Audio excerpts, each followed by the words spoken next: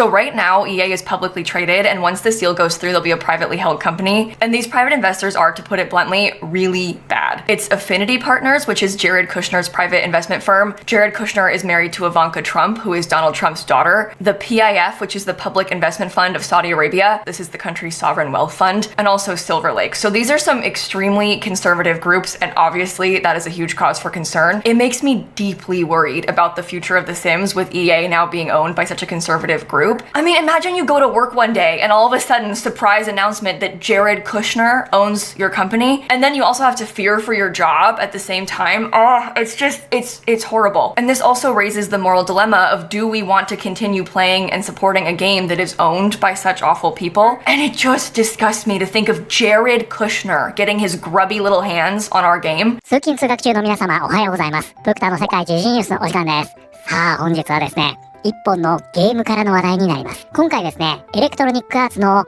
買収合意の件を受けまして、ザ・シムズのコンテンツクリエイター、つまりはインフルエンサーですね。これが次々と離脱を表明しているというんです。で、この理由がですね、なんともシムズっぽいなという理由になっておりまして、現在こちらがね、大変話題になっているんですね。本日は一体何が起きているのか、詳しく見ていきたいと思います。この番組は海外のホットな時事ニュースをお届けします。通勤通学のともにちょうどいいチャンネルとなっていますので、ぜひチャンネル登録お願いします。さあ、それでは本題です。こちらね、見えておりますが、今回ですね、エレクトロニックアーツの買収合意を受けまして、ザ・シムズのコンテンツクリエイターたちが次々と離脱を表明しているんですね。で、どうやらですね、このコンテンツクリエイターたちは、その買収する側のね、会社が気に入らないそうで、現在これに対してのボイコットを呼びかけているというような状態になっています。ザ・シムズ4の主要なコンテンツクリエイターの一部がサウジ資金による550億ドルの買収を受けてエレクトロニックアーツのクリエイターネットワークから離脱した。彼らはこの状況は私たちのコミュニティにとって悪夢だと述べている。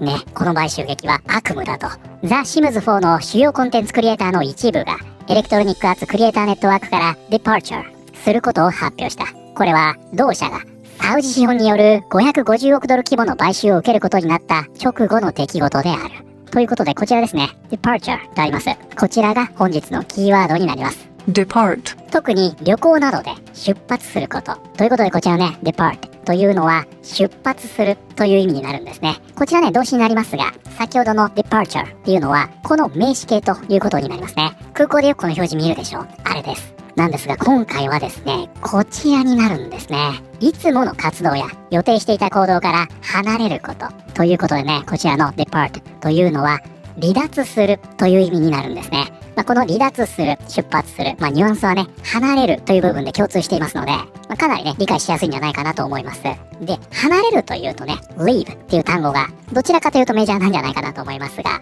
このね、depart っていうのは、そのね、フォーマルな形だと思っておいてください。一般的にはね、やっぱり leave が使われるんじゃないかなと思います。あとね、これ日本語で言うデパートと同じ綴りに見えるんですが、実際同じなんですけどね、これ全く別物ですからね。日本語でデパートというのはデパートメントのことなんですが、これね、ここまで綴り全く同じなんですが、全く別物です。ということで、こちらは、ザ・シムズ4の主要なコンテンツクリエイターの一部が、サウジ資金による550億ドル規模の買収を受けて、エレクトロニックアーツのクリエイターネットワークから離脱することを発表した。ジェームス・ターナー、ジェシー・マクナワラ、そしてケイラ・シムズは、それぞれの YouTube チャンネルで、エレクトロニックアーツクリエイターネットワークからの離脱を申請したことを明らかにした。このプログラムは、メンバーに対してゲームへのアクセス、イベント参加、そして各クリエイターが担当するタイトルの開発チームと協力する機会を提供するものだが、3人はいずれも今回の買収こそが離脱の原因の理由であると明言している。ということでここまでね、ちょっと一旦整理しますが、今回ですね、エレクトロニックアーツが買収に合意をしまして、それに反対するという形で、こちらにね、見えておりますが、こういったね、シムズの配信をしているコンテンツクリエイターたちが、次々とそのエレクトロニックアーツのコミュニティからの離脱を表明したんですね。だからこれをね、以前こちらの動画でお伝えしましたが、ロブロックスのコミュニティからね、クリッククラフトが離脱を表明したでしょ。構図的にはあれと同じです。で、これね、本当に大きいコミュニティで、こちらね、79万人ですよ、この人。そしてね、この方に至っては見てください、これ。219万人と。こちらね、シーハートありまして、これね、後ほど繋がってきますが、こういったですね、大人気のインフルエンサーたちが次々と離脱を表明したと。じゃあこれ何なんですかというと、こちらね、フォーブスジャパンになりますが、ゲーム大手、エレクトロニックアーツが約 8.1 兆円で買収され、非公開化。過去最大の LBO 案件に。これつまりバイアウト、買収のことですね。エレクトロニックアーツは、サウジアラビアのパブリックインベストメントファンド、シルバーレイク、そして、ジャレット・クシュナーのアフィニティパートナーズが主導する、総額550億ドル、約8兆1800億円の全額現金買収によって非公開企業化される。この取引は史上最大の LBO であり、ゲーム業界を代表するパブリッシャーの一つが非公開化によってより急速に成長できるかどうかをかける大胆な試みである。ということで今回ですね、このエレクトロニックアーツはサウジアラビアとアメリカのファンドによる買収に合意しました。これはね、550億ドル、日本円で約8兆1800億円と凄まじい額の買収なんですね。皆さん、8兆円ですよ。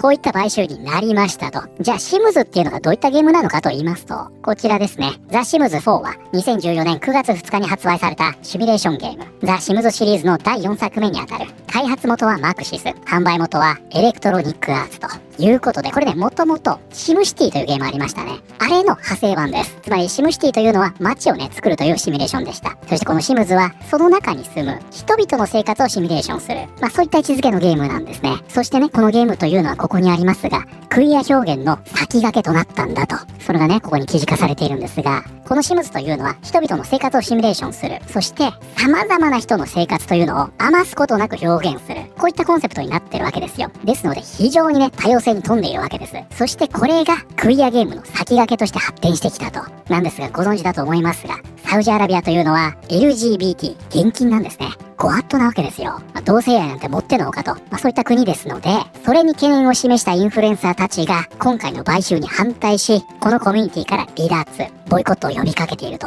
こういったことだったんですね。で、さらにはですね、もう一個実は理由があります。こちらね、AP の記事になりますが、エレクトロニックアーツがサウジアラビアの政府系ファンドを含む投資グループによって買収されることになった。これはプライベートエクイティによる買収として史上最大規模となる。このね、プライベートエクイティというのは、つまり非公開会社への投資、買収のことを指しています。このエクイティというのはDI の E ですよ。公平性という意味になるんですが、これ一方でね、株という意味もあるんですね。つまり資産を公正公平に分配する。こういったニュアンスです。そして、ここで出てくるんですよ。この投資グループには、ドナルド・トランプ大統領の娘婿、ジャレット・クシュナーが経営する投資会社と、プライベートエクイティ企業、シルバーレイクパートナーズも含まれており、取引総額は550億ドルと評価されている。ということでですね、今回のこの大規模な買収というのは、3つの企業によるね、合同の買収なんですね。で、先ほどね、さらっと出てきた名前、この一つに、アフィニティパートナーズというのが入っているんですが、これはですね、こちら、トランプの娘、イバンカの夫が創業した会社なんですよ。これにより、この方もね、はっきり言っていましたが、今回の買収している会社というのは、保守的すぎると。だから、このシムズ4の先行きが危うい。なので、離脱しますねと言ってるわけですね。こちらの方もそうですね。ジェームス・ターナーは自身の YouTube チャンネルへの投稿でこう述べている。買収のニュースと今後、エレクトロニックアーツが誰に所有されることになるのかを理解した上で、今後はよりバラエティに富んだ内容に焦点を移していくつもりです。それに加えて、エレクトロニックアーツクリエイターネットワークを離脱し、自分のクリエイターコードを削除してもらうよう依頼しました。フランベラとリムシムジーも同様の対応を取ったようだ。最近の売却を受けて、エレクトロニックアーツクリエイターネットワークを離脱するよう要請しました。今後発売される新作については、購入もコンテンツ制作もしません。ね、ボイコットすると。この行動を取ることが自分にとって正しい選択だと思っていますが、他の人の判断を批判するつもりはありません。私はこのように簡単にやめると言える立場にいること自体恵まれていると思います。そしてここですね。彼女はさらにこう述べている。この売却が破談になることを願っています。もしそうならなかったとしても、残る人たちがエレクトロニックアーツに対して、シムズがこれまでに大切にしてきた包括性の水準を維持するよう圧力をかけてくれることを望みます。で、これらの離脱劇を受けましてですね、エレクトロニックアーツ、このような声明を出しました。ザ・シムズのコンテンツクリエイターたちが離脱する一方で、開発チームは、このゲームは常にあなたが本当の自分を表現できる場所であり続けますと約束している。シムズの開発チームは X 上で声明を発表し、私たちの使命、価値観、そしてコミットメントは変わりません。ザ・シムズは常にあなたが本当の自分を表現できる場所であり続けます。とファンに向けて安心を呼びかけた。このメッセージはサウジアラビアの政府系ファンドと複数のプライベートイクイティ企業による買収が迫る中、ザ・シムズ4の主要クリエイター3人がクリエイターネットワークから離脱した翌日に投稿された。その後、他の多くのクリエイターもこれに続いている。これは非常に無難なメッセージだが、今のシムズコミュニティの状況を踏まえると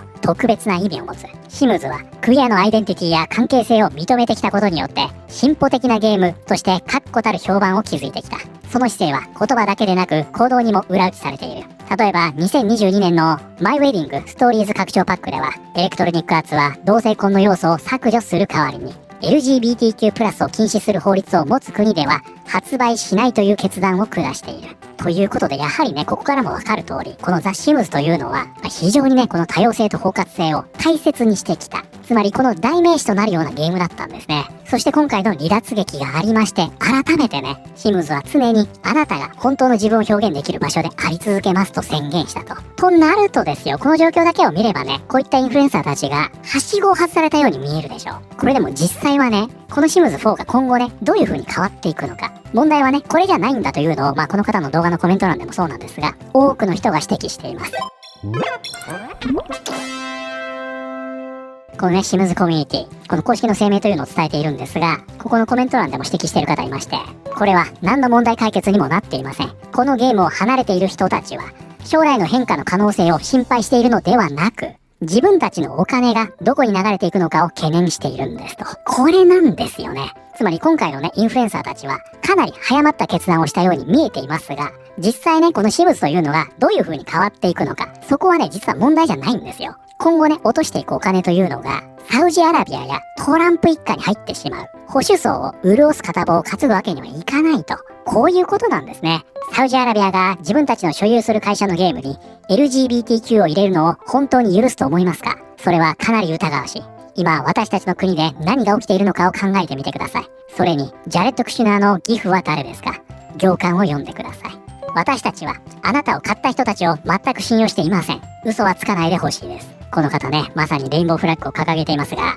私は自分のお金がトランプ一族の懐に入ることを懸念しています。ね、この方ストレートに言ってるでしょ。もし彼らの言葉を信じているなら愚かだ。エレクトロニックアーツはもうすぐサウジアラビア政府とジャレット・クシュナーの所有になるんだ。はい、ということで本日はですね、今回エレクトロニックアーツの買収合意を受けまして、シムズ4のコンテンツクリエイターたちが次々と離脱を表明しているという話題を見てまいりました。いかがだったでしょうか。ということでこれね、まだね、このシムズ4がどうなっていくかもわからないのに、次々とクリエイターたちが離脱を表明していくというのはかなり不可解な動きではあったんですが、こうやってみると納得でしょう。そういうことなんですね。そして現在はこのボイコットを呼びかけていると。いやー、それにしてもサウジアラビアすごいですね。これ本気になったらほとんど買収されちゃうんじゃないでしょうか。ドクターね、以前も少しお話ししましたが、日本の某メーカーがサウジアラビアに買収されたでしょ。中の人ね、以前ちょっとお仕事をご一緒しまして、いろいろ話聞いてるんですが、もうね、その資金力がすごいって言ってましたよ。もう日本のメーカーで開発環境を再現できるところはないんじゃないかと言ってましたね。その方ね、他のもう大きなメーカーもね、渡り歩いてる方なんですが、それを踏まえた上でね、そのように言っていたので、このゲーム業界におけるね、サウジアラビアの動き、注目しておくと面白いかもしれませんね。これについて皆さんはどのように思われたでしょうか。ということで、本日の動画は以上になります。この動画良かったよと思っていただいた方、ぜひチャンネル登録、グッドボタンをお願いします。それではまた、通勤通学中にお会いしましょう。